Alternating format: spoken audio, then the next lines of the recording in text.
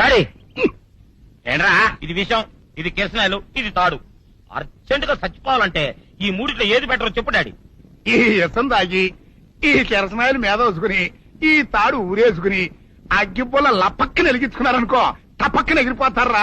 అవును, ఎంతకీ ఈ ఏర్పాట్లన్నీ ఎవరి సాగు కోసమో? నేనే ఆత్మహత్య చేసుకున్నాను అనుకుంటున్నాను. ఊరి ఊరి ఊరి ఊరి ఊరి నా బావి పేసినంట. నువ్వు బతికొండంగానే నీ ముఖం పగలు చూస్తే రేత్రి కల్లోకి వస్తుంది. అత్తానికి నువ్వు సచ్చి దెయ్యమయ్యావనుకో దెయ్యాలు కూడా బెదిరి సస్తాయి. నువ్వు సచ్చకరా చచ్చుతా. సచ్చకరా. నేను చచ్చుతా. అయినా అంత అర్జెంట్ గా సత్తాల్సిన కర్మ నీకేంట్రా ఇప్పుడు? ఎందుక నేను పిల్లని లవ్ చేశా. ఆ పిల్లను నేను పెళ్లి చేసుకుంటానంటే నువ్వు నో అంటావు. నేను నీ మాట వినను అంటే ఆ ఆస్తి కవర్ ఎవరికైనా ఇచ్చేస్తాను అంటావు. నువ్వు ఇచ్చేసే ఆస్తి కవర్ కంటే నేను ఇచ్చేసిన మనసే నాకు ముఖ్యం. అందుకే నేను చచ్చుతా.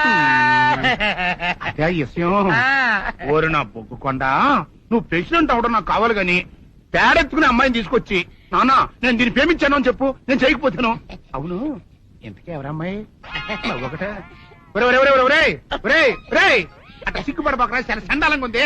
ఎవరో చెప్పు. అది అది జానకమ్మ. ఆ!